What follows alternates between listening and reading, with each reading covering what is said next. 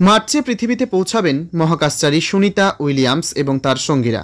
8 মাসেরও বেশি সময় মহাকাশে থাকার পর নাসার নভোচারী সুনিতা উইলিয়ামস এবং বুশ উইলমোরকে পৃথিবীতে ফিরিয়ে আনার সমস্ত পরিকল্পনা চূড়ান্ত করা হয়েছে।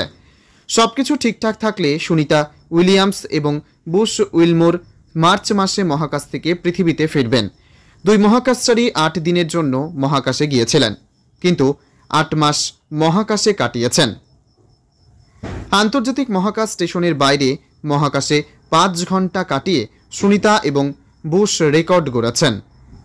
কয়েকদিন আগে সুনিতা বলেছিলেন, মহাকাশে থাকতে তার খারাপ লাগেনি, মনে করে না তারা সেখানে আটকে পড়েছেন। তাদের খাবার এবং পানীয় রয়েছে। নাসা আগেই বলেছিল মার্চ মাসে তাদের পৃথিবীতে ফিরিয়ে আনা হবে, কিন্তু সুনিতা সম্প্রতি মহাকাশ থেকে ঘোষণা করেছেন তারা মার্চ মাসে পৃথিবীতে ফিরে আসবেন। ক্রু 10 মহাকাশযান ড্রাগন মার্চ মাসে আন্তর্জাতিক মহাকাশ স্টেশনে উৎক্ষেপণ করা হবে।